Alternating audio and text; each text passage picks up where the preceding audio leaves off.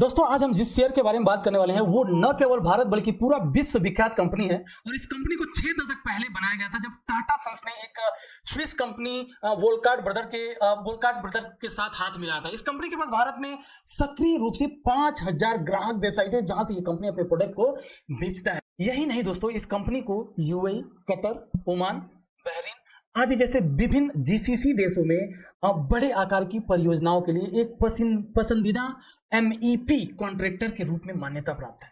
अंतर्राष्ट्रीय परियोजनाओं के कारोबार ने 35 देशों में 130 से अधिक परियोजनाओं को पूरा किया हुआ है। दोस्तों थोड़ा सा इस कंपनी का फंडामेंटल चेक कर लेते हैं। फंडामेंटल पे अगर ये कंपनी अच्छी लगती है तो फिर हम लोग टेक्निकल एनालिसिस करेंगे, क्योंकि टेक्निकल एनालिसिस में हम लोग एग्जैक्टली देखिए, फंडामेंटल एनालिसिस अलग है और टेक्निकल एनालिसिस अलग है। अगर कोई कंपनी फंडामेंटल वाइज बहुत ही बढ़िया है, इसका मतलब ये नहीं कि टेक्निकल वाइज भी बहुत बढ़िया है। तो टेक्निकल और फंडामेंटल दोनों को कॉम्बिनेशन कर करके हम लोग ट्राई करेंगे कि कौन से लेवल पे हम लोगों को बाई करना है। तो थोड़ा सा बने रहिएगा।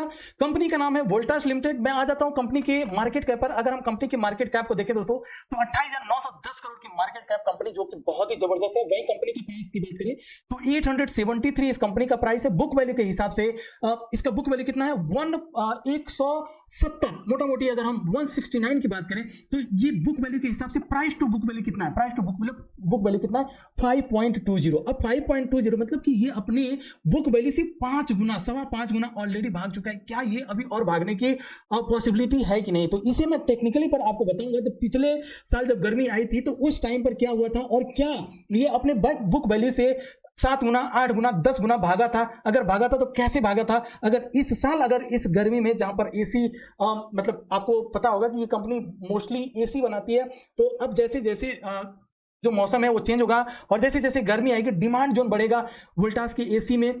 तो यहां पर कहीं ना कहीं हम लोग ट्राई करने की कोशिश करेंगे कि पिछले जिस तरह से ये कंपनी भागी था पिछले साल, इस साल में उसको ट्रैक करने की कोशिश करेंगे। तो बने रहिएगा लास्ट तक मेरे साथ दोस्तों। तो हम लोगों ने बेसिकली अभी देखा कि प्राइस टू बुक वैल्यू 5.20। चलिए अब दूसरा जो इंपॉर्टेंट चीज होती है दोस्तों वो होता है आरओई और आरओसी।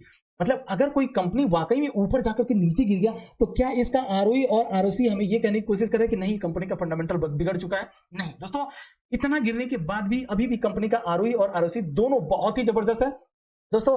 और जो सबसे इंपॉर्टेंट चीज होता है फ्रेंड्स, वो इंपॉर्टेंट चीज आपको देखना होता है। यहां पर आप इन्वेस्टर वाले कॉलम पर आएंगे और इन्वेस्टर वाले कॉलम पर आप देखेंगे ना, जो प्रमोटर होल्डिंग का स्टेक है वो सबसे पहले देखिए आप।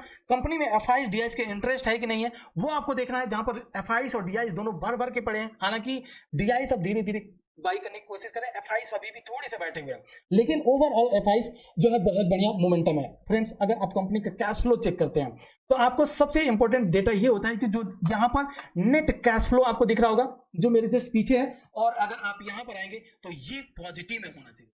अगर कोई कंपनी का प्राइस ऊपर जाकर के नीचे गिरा है तो आप बस एक नजर कैश फ्लो पर डालिए और यहाँ पर भी ये सब डेटा आपको देखने की जरूरत नहीं है। आप बस नेट कैश फ्लो देख लीजिए, निगेटिव में है या माइनस, आई मीन निगेटिव में या पॉजिटिव में। अगर पॉजिटिव है तो ठीक ठाक है दोस्तों। वहीं कंपनी की प्रॉफिट एंड लॉस स्टेटमेंट को भी अगर आप देखते हैं दोस्तों वोल्टास का, तो बहुत ही जबरदस्त ईयर ऑन ईयर कंपनी किस तरह से बहुत बढ़िया प्रॉफिट अर्न करके चली आ रही है। वहीं दोस्तों अगर हम 10 साल की बात करें सीएजीआर तो 26 के सीएजीआर के साथ 5 साल में 8, 3 साल में 6, लेकिन इस साल में जो प्राइस नीचे गिरा हुआ है, टेक्निकल एनालिसिस जब हम लोग करेंगे तब हम लोगों को यहाँ पर समझ में आ जाएगा। दोस्तों अगर कंपनी का आप क्वार्टर रिजल्ट भी देखते हैं तो क्वार्टर रिजल्ट देखना बहुत जरूरी होता है कि मान लीजिए आप शॉर्ट टर्म के लिए बाई करना चाहते हैं तो शॉर्ट टर्म में आपको क्या देखना होगा भाई, आप देखिए क्वार्टर रिजल्ट कैसा आया है, प्लस आपको लगे कि नहीं कंपनी बुक वैल्यू के हिसाब से बहुत सस्ती है, क्वार्टर रिजल्ट बहुत तगड़ा है। इसकी वजह से आप देखिए दिसंबर जो क्वार्टर 3 का रिजल्ट आया था, इसमें पिछले क्वार्टर में 1768 करोड़ का प्रॉफिट था, लेकिन इस क्वार्टर में एक बढ़िया 2600 का सेल्स, सॉरी ये सेल्स है तो सेल्स का जो है आंकड़ा यहां पर है। लेकिन अगर आप यहां पर नेट प्रॉफिट की बात करेंगे तो नेट प्रॉफिट, हालांकि रेवेन्यू में ग्रोथ हुआ है लेकिन प्रॉफिट में कम हुआ है। अब प्रॉफिट में कम हुआ है तो क्यों कम हुआ है, आइए मैं आपको सीधा सीधा टेक्निकल एनालिसिस करके बताने की कोशिश करता हूं। दोस्तों देखिए अब पीछे का डेटा आप उठा करके देखेंगे, जैसा कि मैंने बताया था कि पीछे के डेटा में भाई ये एक डिमांड जोन था, आई मीन सप्लाई जोन था। सप्लाई जोन पर ब्रेक हुआ, ब्रेक होने के बाद से पीछे इस कंपनी ने जिन लोगों ने भी बाई करके रखे थे उनको एक ह्यूज प्रॉफिट दिया। आती है सर्दी दोस्तों, ठंडी आती है, ठंडी में डिमांड ऐसे का कम होगा, वहां से प्राइस जबरदस्त यहां पर नीचे गिरता है। डिमांड जोन कम होता है, अब जब डिमांड जोन किसी भी कंपनी का डिमांड कम होगा तो जाहिर सी बात है वो प्राइस नीचे आना ही आना है। अब ये कंपनी ऐसी भी नहीं है कि छोटी मोटी कंपनी है भाई, बहुत बड़ी कंपनी है, विदेशों में इसके ब्रांचेस हैं और इंडिया में जैसा कि मैं आपको बताया कि 5000 वेबसाइट है जहां पर ये अपने प्रोडक्ट को सेल करता है। ठीक है, जो इतनी बड़ी कंपनी है। अब जब प्राइस का डिमांड जोन कम होगा, प्राइस नीचे आएगी, तो आपने देखे ना क्वार्टर में किस तरह से इसका जो रिवेन्यू बढ़ा है, लेकिन प्रॉफिट नहीं हुई company, price, because just price नीचे आया।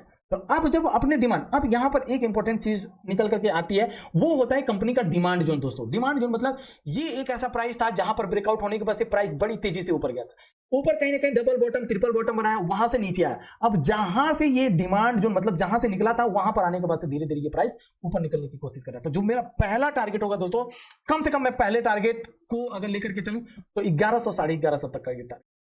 तो ओवरऑल इस कंपनी का पूरा हम लोगों ने फंडामेंटल प्लस कंपनी काम क्या करती है, प्लस अपने बुक वैल्यू के हिसाब से कितना सस्ता है या महंगा है, और प्लस हम लोगों ने यहां पर इस कंपनी का इन्वेस्टर वाले कॉलम पर एफआईएस डीआईएस का स्टेक देखा। बैलेंस शीट के हिसाब से अगर आप देखेंगे तो बैलेंस शीट भी इसका जो शेयर कैपिटल है, शेयर कैपिटल दोस्तों किसी भी कंपनी का बैलेंस शीट उठा करके देखते हैं तो ये जो शेयर कैपिटल ये स्टैटिक होनी। टेक्निकल एनालिसिस हम लोगों ने किया, टेक्निकल एनालिसिस में हम लोगों को लगा भाई ये कंपनी बिल्कुल सस्टेनेबल है, अपने डिमांड जोन पर आया, डिमांड जोन पर कहीं ना कहीं वॉल्यूम के साथ धीरे धीरे प्राइस ऊपर निकल रहा है, सस्ता है, तो इस कंपनी को अपने रडार पर रखिएगा। दोस्तों अगर आपको वीडियो अच्छी लगे, इस तरह की कंटेंट आपको चाहिए, तो बिल्कुल आप जो है कमेंट बॉक्स में दिखिएगा।